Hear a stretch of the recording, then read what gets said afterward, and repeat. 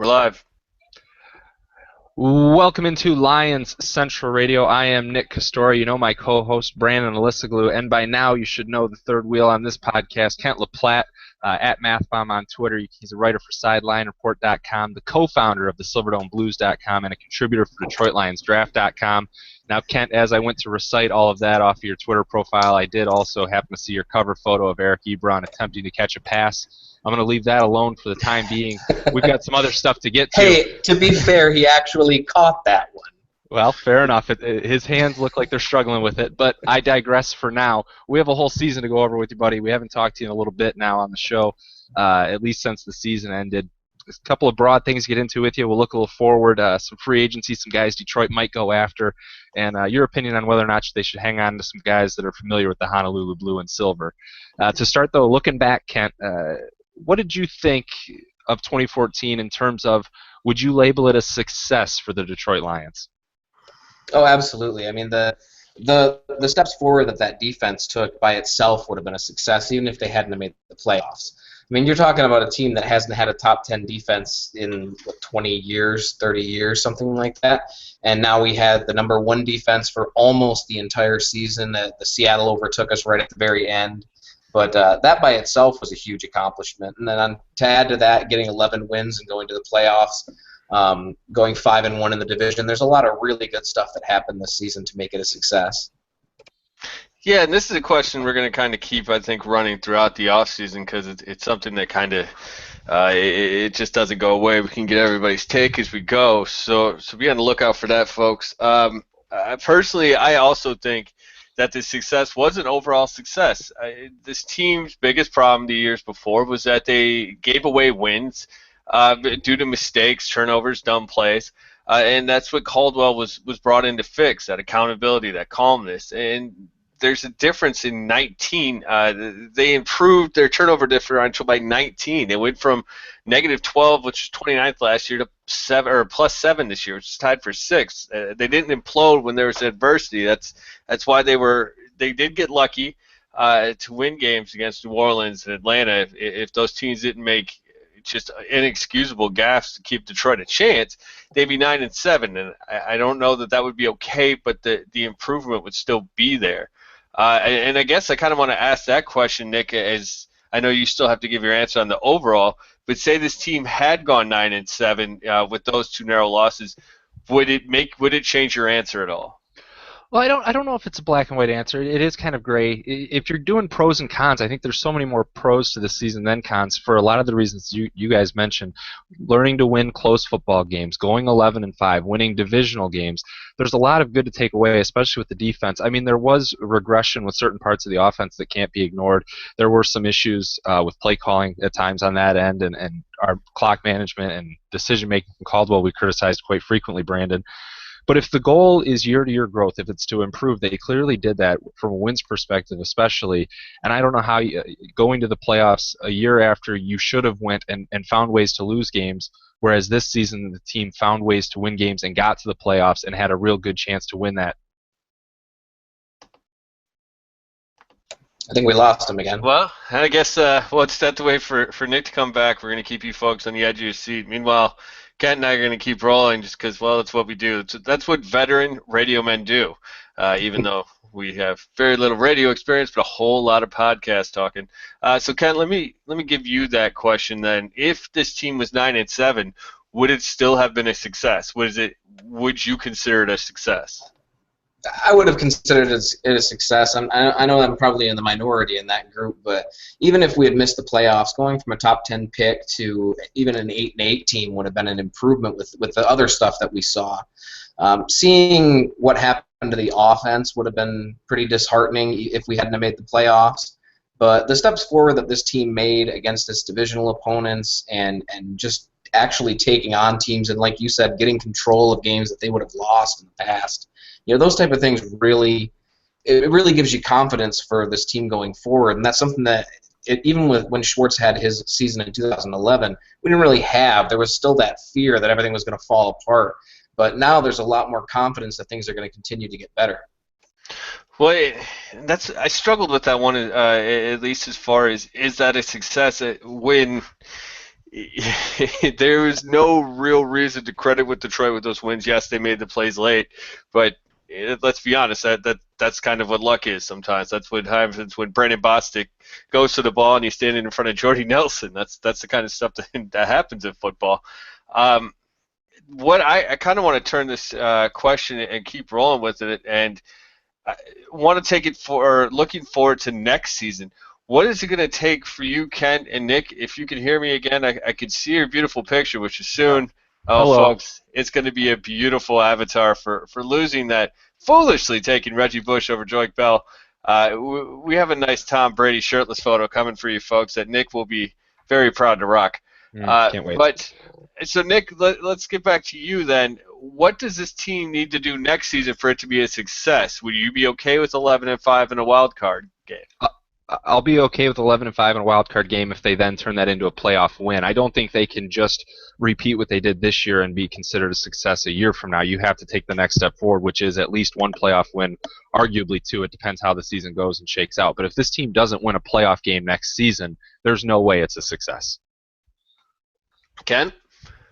Yeah, I'm going to have to agree with that in terms of actual wins. This team needs a playoff win. They have a coach that can get them there. If they don't get that playoff win this next year just on straight wins, yeah, it's not a success. There's a lot of smaller stuff that can happen. Ebron taking that next step and the defense continuing the trend that they started this year. Those things will be great, and they're good things for the franchise. But in terms of actual success for the season, it's got to be a playoff win. Well, I agree with that on the overall. I had some specific things I was thinking about too when I was thinking about this today, or well, I've been thinking about it quite a bit. That's kind of sad, but It's what we do as Lions fans. but I think that offense, I need to see a vast improvement in that offense, considering the amount of weapons over there. I'm talking top 10 scoring wise, because I think that's the only way this team can get over that hump. They need to be. There's too much firepower. There's presumably going to be some offensive line improvements. As far as personnel, but I would also like to see more molding to what you have. Lombardi has obviously didn't do that this year. He didn't go with any type of power scheme. He did at least try to run those inside dives, which were a little bit more helpful, something that offensive line can handle a little better. But it reminded me a lot of Rich Rod in his first years in Michigan. I mean, Stephen Threet, anybody? It's if you can't put the square peg in the round hole, it just doesn't work. But I think specifically, while I don't know that I can go playoff win or not, and I think you guys are correct, at least in that assessment. But one thing for me is I think they need to at least go 500 against teams that go over 500.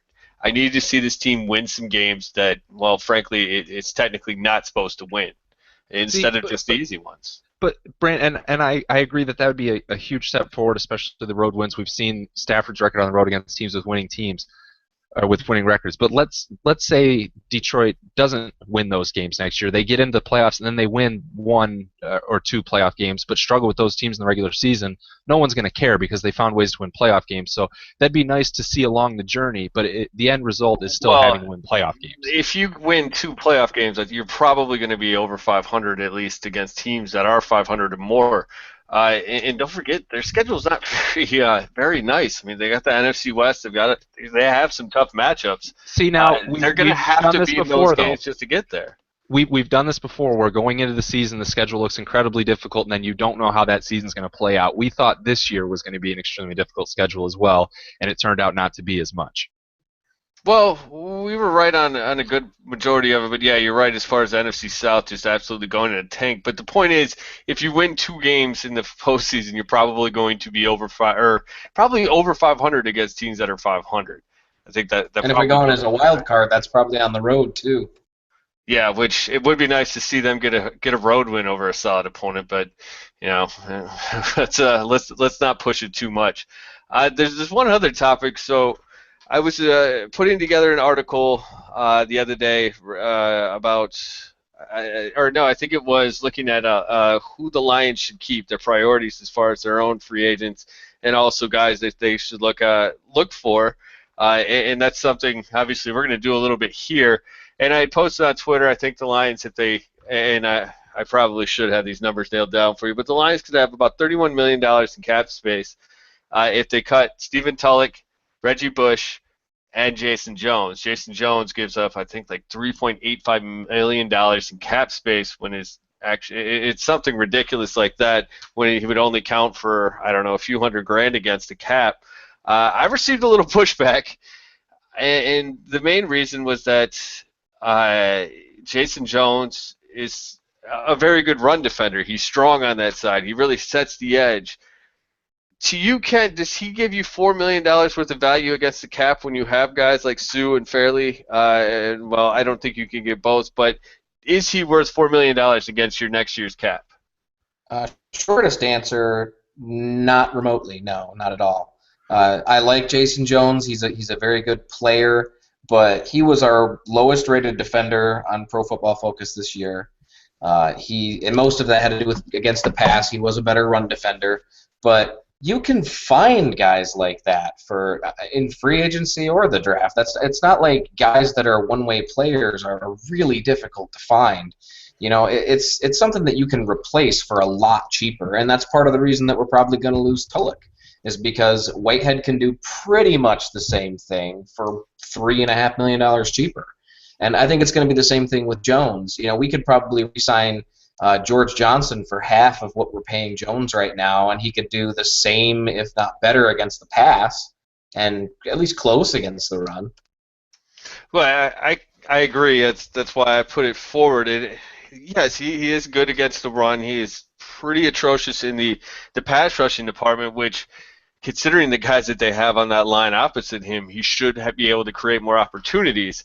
Nick, now that you've decided to grace us with your presence again, I mean, you keep leaving. I don't know what it is. If you don't like Kent, I know you definitely don't like me, so it could be that.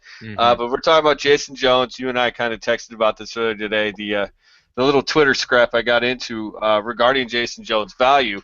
Do you think? And we kind of talked about this, but the point is that Jason Jones was at least a big contributor on the league's #1 rushing defense. Is that worth $4 million to you? Well, no, considering all the other holes they need to fill, and it's like Kent just said, George Johnson can do a lot of what he can do at a much cheaper price, and I'm not sure how we got so much pushback on it on Twitter. It usually, and I say this loosely, when me and you agree that it's pretty, the general consensus tends to agree with us, because me and you are, fire and ice. We just very rarely come to terms on anything Detroit Lions, but we did on this. All 3 times that's happened. I didn't expect as much pushback as we got on this. I didn't realize there were so many Jason Jones apologists in the Lions fan community. He does. There are things that he does well. I just don't think they're well enough at $4 million when you have a player like Johnson behind him that can take that spot, and then you can use that money elsewhere. I don't think people are looking at the greater sum of the parts here as much as we are in regards to free agency and other holes that they need to fill, whereas this isn't a huge need area because of what's already on the roster. Well, and I can at least see the point of it. I don't know that George Johnson can set the edge like Jones, but that's why you have a guy like Terrell Austin. And like Kent said, a one-trick pony is not that hard to find in the NFL. I don't think they're worth $4 million. Right. But I think we've all at least somewhat in agreement there. Where I know that we're going to have some discrepancies, because I have an article going up in the morning ranking the priorities for Detroit's own free agents, the guys that have played in the Honolulu Blue this year, and whether and I'm putting them from 10 to 1 or 20 to 1, whatever I did. But here we're just going to go 5 to 1 to make it kind of feasible to actually listen to. So, Ken, we're going to start with you. What are your priorities out of the free agents of this class? This is actually a difficult one for me when I was looking at our free agents and who I wanted to bring back. If I had to go 5 to 1, I'm actually going to start the 1 and 2 are both going to be special teamers. I want to bring back Issa Abdul Quddus, and I want to bring back Ashley Palmer, which is going to sound weird to people who know me on Twitter because I'm not a Palmer fan. But if he's not that good as a linebacker, but he's a great special teamer. He's a great special teamer. When you say 1 and 2, do you mean the top 2 priorities, or is this 4? No. That's 4 and 5. Sorry. Okay. Yeah, 4 okay. And 5. Not 1 and 2. I was going to let him run for a while, but okay, there we go. But you got guys that you need to keep your special teams intact. Our special teams was the worst unit on our team. As bad as our offense was, our special teams was the worst unit this year. Sam Martin fell apart at the very end of the season. He had a great season overall, but at the very end of the season, he fell apart. We're probably looking at a new long snapper like next season. We don't know who our kicker is. We got to have some consistency there. So I want to bring back Ashley Palmer and Issa Abdul Qaddus to make sure that we have somebody back there that knows what they're doing at least and has the scheme down. Because we're probably gonna lose Whitehead on there, and we might even lose Riddick on special teams because they might have an increased role in the offense and defense. So that's gonna be my 5 and 4. 3, and I debated putting him higher, but it is going to be Rashean Mathis. We need to bring him back. We have had a great thing going this year with Darius Slay and Rashean Mathis. They only allowed 300-yard receivers all season, and 2 of those were against the Saints. The last one was the only 150-yard receiver they had, which was Vincent Jackson against the Bucks, and they won both of those games. So we want to keep him here and make sure that he stays. 2 is going to be Kellen Moore, and I'm lying. Okay. No, that's not true at all. 22 maybe. George Johnson would be 2. I want to bring back George Johnson. He did a lot for the team. He came out of nowhere, so give him a chance. The guy has obviously got some heart to him. He knows to fight for it, and he took advantage of the opportunities that he had. Bring that dude back. And then number 1, I think it's going to be the number 1 for everybody, isn't it? We're still talking about Kellen Moore. Yeah, got to bring him back. Yeah, of course, you got to bring the big guy back. I'm a little surprised by the special teams love. I get it. It's just you think with how bad it was, maybe they need more shaking up. I was surprised you didn't bring up Jeremy Ross. If nothing else, just to curse his name. But while we were talking about Kellen Moore, would you bring him back as your third quarterback? As much as crap as I'm going to get the first, I'm sure, because of how much I talk smack about him on Twitter. But yeah, I would bring him back as the third quarterback for now. I would draft somebody. I don't think that's going to happen. That's just not who Caldwell is. But yeah, I would bring him back. I mean, people have that image of the backup quarterback as being a guy that can step in and take over the whole team and keep them going. The Joe Montana and Steve Youngs. They think that's how all backup quarterbacks are, but there's so much more to it. And Kellen Moore does everything that doesn't have to do with him stepping on the field really, really well. And it's the joke when you talk about it, but he's a clipboard guy, and he's great at that. So if it's possible to keep him around, yeah, I'll keep him around. Well, I know at least as far as if I'm choosing third-string quarterbacks, I want him over Johnny Manziel every day on that sideline. That they both can hold the clipboard well, but I think Moore has a little bit better mechanics. As far as my top 5, I actually 5th. I went with Corey Hilliard. I know that Cornelius Lucas has shown something, and so has Adrian Waddle, obviously. But there's been a lot of speculation. We've talked about it here. Maybe Riley Reef moving into guard. That leaves you pretty thin then out at those tackles. And granted, Reef can always get kicked back out. But if your plan is to put Reef in, well, then I really would like that veteran swingman, considering he's going to be, well, he's either 29 now or 30 now, and I had it right up in my computer. Computer screen just crashed out on me there, but Pretty sure he's 29 now. Yeah, and I think it'll be 30 by the time the season comes around. I don't think anybody's going to really pay him that much money. I mean, it could happen, so, take that with a grain of salt. I'm not saying give the man, $3 million a year or anything insane. But if you can keep a guy like that around, how much better would this season maybe have gone had they had him at right tackle instead of having to start guys like Garrett Reynolds and Cornelius Lucas before they were ready over there? So that was a player I was wondering if you'd bring him in just because you are a guy who likes to talk about the offensive line. Was Hilliard just missing the cut for you, or are you kind of fan? He's back. That was number 6, and I fought with it for the same reason that you did. I think that he's a guy, and I've actually been saying move on from Hilliard for some time now, just because they brought him in to develop him, and he's past developing at this point. But with the amount of injuries that we had at offensive tackle, there's no downside to keeping a guy around like that. Yeah, I agree. Nick, I think you might be with us. I know you're going in and out tonight. Look, I'm here. So I have a couple names, and most of them are rehashes of what you guys said. I'm curious. I didn't hear Matt Prater out of either of you two. Is it just Oh. you think you can get kickers elsewhere, or you guys just aren't that interested in his talent? I guess Ken, I'll ask you first, then I'll get to my list. But why didn't you include Prater? Just there's bigger needs. Cost, and then that's the only reason I didn't include Prater. I think it's going to come down to cost, and I don't think they're going to be able to afford what he's going to be asking. Part of the reason that he wasn't able to stay in Denver was cost, and I think that's going to be another thing here. You know, he owes a lot to Detroit, but when it comes down to it, there's still that business aspect, and that's the only reason. Yeah. Was that the same for you, Brandon? I only got to 5. I was trying to involve you in the show, buddy. I know you're busy and kind of ignoring us over here. Well, Computer issues be damned, but yeah, that's true. Well, anyway, so my fifth name on the list was Rashean Mathis, and I I guess I could have had him higher, but the partnership with Slay was critical, and you don't know what Detroit's going to do free agency wise, and I think that's a position I hope they really do attack. I was reading a list from another freaking guest of the program, Jeff Risden. He was some of the corners that are in the realm of possibility finances wise. And so hopefully they back up Mathis and bring in a third name to compete with both him and Slay. But you have to have Mathis back in the fold to start with.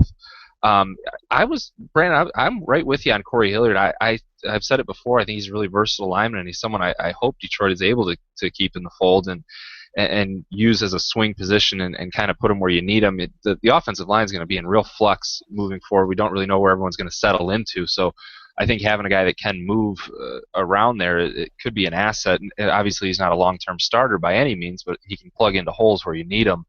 I kind of want to turn to you guys just for a second on another name that I had on here, and it's Andre Fluellen. We don't know what's going to happen with the rest of these names, obviously, but is Fluellen someone, regardless of what happens around him, that you guys want to see on the roster? I like how Nick hangs up and he wants to hear his answer off the air. First time, long time. But actually, this is the way I like my Nick. You know, he makes the few points and he gets the heck out of here. Jeez, it's about time. I thought about Fluellen a lot, and I wanted to include him in my top 10, but considering the other defensive tackles in front of him, and I'm going to get to a few of them here on my list, he's just not a top 10 priority to me. He's a solid back of the end rotation guy to me, and I think that's all he's ever going to be. He is, and you're talking about his best season is what, his 7th season, isn't it? He was brought in 2008, I think, 2007 or 2008, but he's been around for a while, and this is his best season that he's had. And he's been cut 150 times from Detroit.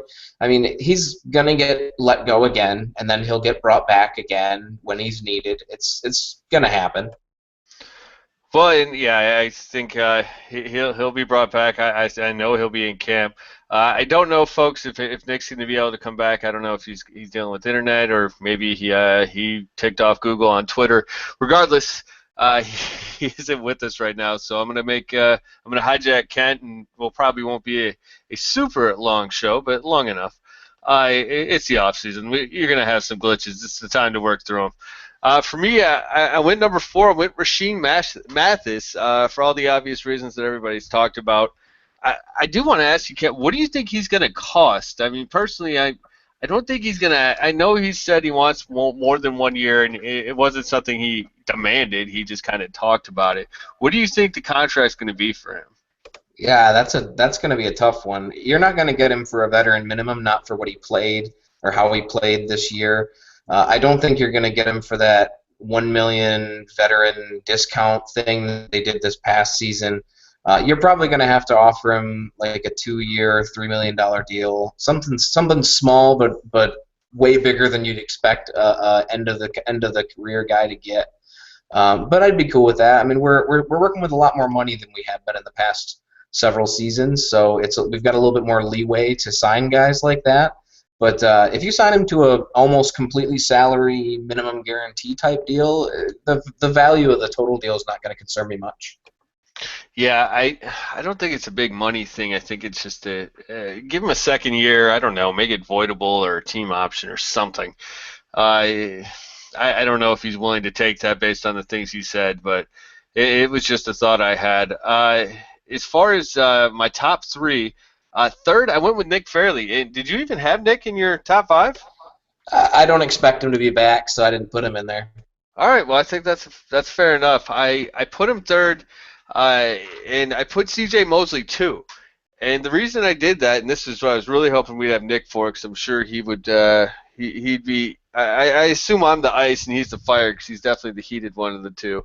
Or I get to say whatever I want now with any rebukes. So this is great. But no, I just think that if you get sued, there's no way you can keep Fairley. I love the idea of giving Fairley a one-year prove-it deal. Not gonna happen. He's way too talented for anybody to, or for another team to look at the Lions, give him say 1 year, $5 million, and not go, we'll give you 4 years and we'll give you like 28. I really think that he's gonna get bigger money and longer years from another team.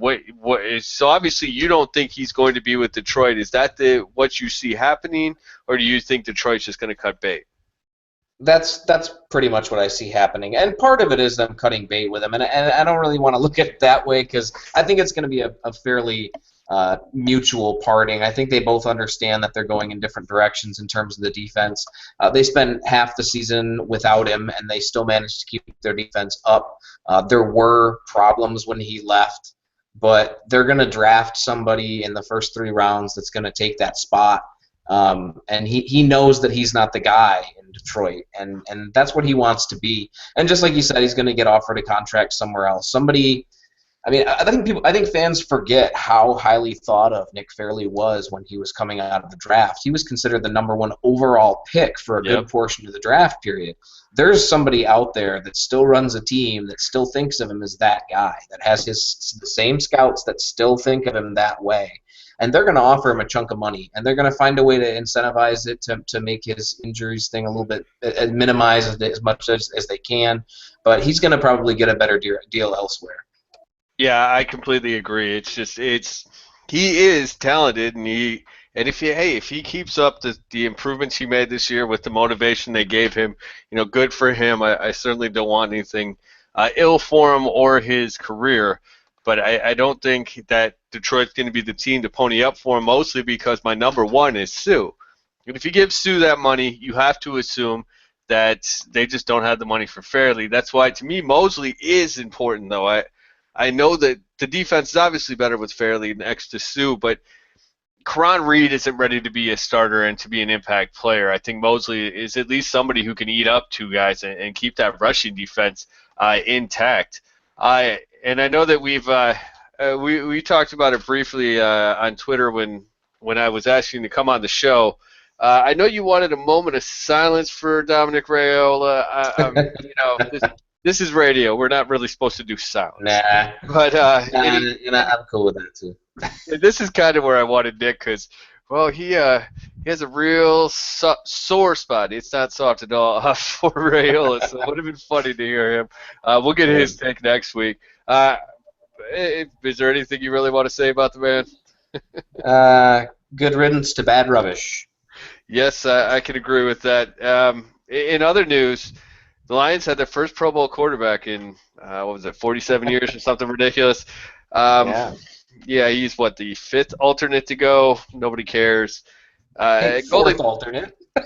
Well, geez, I was so far off. But Golden Tate's also going to the Pro Bowl. That one was well deserved, but all of this kind of shows the Pro Bowl is garbage as well. If they got rid of that, it'd be just as good as getting rid of Dominic Raiola. Detroit didn't allow the Bears to talk to Jim Bob Cooter. Were you surprised by that move? Oh, not at all. I mean, it's a divisional opponent. Most divisional opponents don't allow people to talk to their position coaches for coordinator positions, unless maybe they're in the last year of their deal. But Cooter's in his 2nd year, and they really liked what he did in terms of reining in Stafford.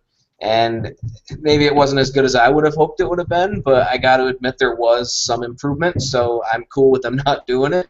But I get it. Yeah, it's I kind of thought the same thing. Like, you're really going to give him that good of a job? I don't really see that happening, so I don't think this is good for anybody. that about wraps up the news and notes. There wasn't a lot. I we Nick, as we kind of brought up earlier, he will have a new avatar for the week. Be sure to check it out on Facebook, Twitter, wherever you want to go. It's going to be well. It's very timely considering the way Tom Brady played these past couple weeks. I couldn't pass it up. It's uglicious. Let's put it that way. And the last little talking point I want to go over here with you, Ken, and I'm sorry to hijack you so long, but, well, duty called, I suppose. But your top free agent targets for Detroit that aren't Lions. Yeah, this one was a little bit easier for me.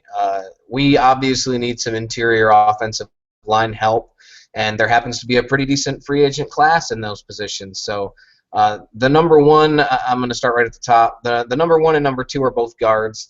Mike Iupati from San Francisco and Clint Bowling from Cincinnati are my top two targets. They're both fairly young. Iupati's the better of the two, but he's more of a run defender or a run blocker first and pass blocker second. Bowling's a bit more balanced. Plus, he's a little bit younger and he doesn't have the injury history that Iupati has. But you have two guys there that can come in and solidify that left guard spot. It would hold down the center spot as Swanson makes that transition to the starter. It keeps Reef off to the side, so you don't have to worry about bringing him in. And offensive guards are not that expensive. You're talking about paying a guy maybe $5 million a year. The deal should be pretty team friendly. So my first two targets are both going to be there. I'm going straight for the interior. Once we leave the interior, man, for me it's still going to be about special teams. I'm looking at kickers. I'm looking at returners. I'm trying to find somebody I think could come in and really solidify that special teams unit, because Jeremy Ross is never, ever, ever coming back to Detroit. Ever, ever, ever, ever. Thankfully, he'll be gone. I say that, and then watch, he's going to be back.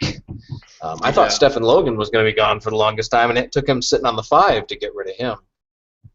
Yeah, that's very true. I wanted to, if you don't mind me interrupting one, because I just kind of had a random thought that came up in the Iupati versus Bowling debate. I've kind of, because they've used that left guard more as a pass protecting, and maybe that was to cover Rob Sims' deficiencies. I don't know. If that's the case, though, and it's kind of like how the safeties are almost specialized, would you rather Bowling in that instance, or do you think that maybe the pressures and the sacks that Iupati gave up, and I think it was about at least double, I think triple as many sacks as Bowling this year, or was that just the product of a bad year and maybe a bad quarterback? I get where you're thinking, and I'm totally behind that logic. But in my opinion, the biggest problem with that offense has nothing to do with passing or pass protection. It's running and the run game, and that's what I'm looking to fix first. So I would go with Iupati first, and then Bowling second. Bowling's going to be much more cost effective. You're going to be able to get him for a better deal. But that's the order that I'd go in. Yeah, and I go back and forth. I think that Bowling's probably going to be the one if they make a deal for a guard. I'm not completely convinced that they're going to sign any starting offensive lineman. Just monetarily, it might not work out considering the guys on defense. They might have to shell out a few shekels for. Bowling, like you said, probably a little more cost efficient. And I guess, all right, so we still have two more guys for you? Yeah, I think 2 or 3, whatever. Whatever.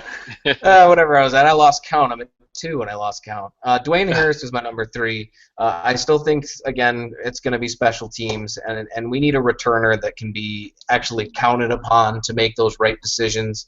Dwayne Harris isn't the greatest returner in the world. He doesn't have that breakaway speed that Jeremy Ross had when he wasn't screwing things up. But he's much better at making those decisions about deciding, hey, I'm not going anywhere this time. I'm going to stay in, and I'm going to kneel down, or deciding when he's going to go out. That was the biggest issue with Jeremy Ross, and I want somebody that can actually do that. Harris isn't a superstar returner, but he's going to be somebody that will solidify that special teams unit and give us somebody that won't screw things up. Yeah, that's nice. If you could have just had neutral for the special teams this year, I think the team's in that much better of a position. That's where I'm going, man. Just don't screw things up. Because I'm considering fairly likely gone, my next free agent target was actually going to be one of the bigger names on free agency, which is Terrence Knighton from Denver. Knighton he's almost 30. I think he's 29 this year, but he's one of the better defensive tackles in the league, and he is a fantastic run defender. And Yep. I think that he would, if we did lose Sue, then we'd at least have somebody that can hold that portion of our defense together. If we manage to keep Sue, then we can actually improve on something that was one of the top 10 run defenses in history. Get somebody like Knighton in that line, and just nobody's going to run on you. It's going to be like the Vikings had back in the day when Kevin Williams and Pat Williams formed the Williams Wall. You're Yep. going to have that. Plus, Knighton's durable, so there's that. And if you haven't followed him on Twitter, he's kind of a dork, so that's always good too. Yeah, well, considering all the character issues of the past, which thankfully we don't really hear anything about anymore. I kind of forgot about all those issues. Thankfully. Yeah, it'd be nice to have somebody a little toned down. Yeah. Terrence Knight, I mean, obviously, he's an amazing player. I just really hadn't thought about him too much. He almost seems too darn big. Do you think there's any chance that maybe they go for a tackle type or nose guard type going into either the draft or even free agency? I could see. Couldn't you just see Terrell Austin getting real creative if he could switch his schemes around?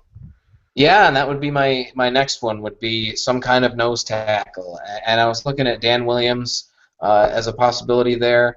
I'm not 100% certain that would be a great fit for our defense as a whole, but I think that that's somebody that they could target, is somebody that can actually play the nose. I don't think they're going to switch to a 3-4. We've had that discussion before, but they do run enough of it, and they run enough complex concepts that they could use a nose tackle to do a lot of really creative stuff. And you've seen how Terrell Austin is when he can get creative. Yeah, I agree, and I didn't want to get into a huge conversation. I think we'll save that and can that for the offseason. Further in the offseason, there's a lot of time to fill up, fortunately, for the next game. I enjoyed all of your guys. There's one guy, I don't know why I'm so in love with the thought of him. I think it's just because he could make the offense just a touch more dynamic as far as a guy like maybe a Shane Vereen, just one of those guys you can plug in and go, okay, figure out what we're going to do when we put him on the field. He's obviously not a big name. I don't even know if he cracks my top 5. I don't know if he gets paid. He's not worth a ton of money, but it'd be interesting to see what the offense could do. They definitely, I don't think Theo Riddick can ever run out of the backfield, and I'm just not, if I'm a defense, I'm not scared of his running ability. It's when the 2-minute drill comes out, that's when he comes out. I know Shane Vereen does most of his work in the passing game as well, but I think he'd be more effective. I don't think it's going to happen. It was just kind of something fun that, I don't know, for some reason I keep coming back to. But, guys, we want to thank you for listening to this show. Sorry I didn't get to do that off the top. But as always, we thank you for listening. We thank Lee Platte for coming on. You can find him on Twitter at MathBomb. What do you have coming up here, Ken? Any big series, any big scouting profiles coming up? I have one that should be dropping hopefully tomorrow for on the sideline report for offensive tackles in the draft. I've been spending, if you've been following me on Twitter, you know that I've been posting about offensive tackles for the last several days. I should have one also on sideline report for guards by the end of the week. And then I'll be doing some for Detroit Lions draft and the Silverdome Blues over the next few weeks, but those are going to be much more like bigger, all-inclusive type things. So that's going to take a little bit more time. So, folks, like I said, we have a ton of time to fill until training camp or even the draft or, heck, at this point, even free agency. So go read all of that good material, Detroit Lions draft, Why do I always want to screw that up? Anyways, Twitter, at MathBomb, like you said, all of that good stuff. Go find it. You can find the show, as always, on Facebook, Lions Central Radio. You can find the show on Twitter, Lions Central PFC. You can find me on Twitter, at Brandon Alisoglu. That's ALISOGLU. And you can find Nick Kostor. Give him a hard time about paying his electric bill, or at least paying his Cox bill, charter bill, whatever it may be down there in his area, neck of the woods. I mean, come on, man. We got a show to do. What's going on here? Anyways, it's Kostora. Oh, and look out for his new avatar. It's about time he paid up on that bet. For Lee Platte, who I appreciate for taking this ride with me, Nico Stora, well, he'll be back next week, and let's be honest, none of us really miss him. I'm Brandon Lisklew. Have a good week.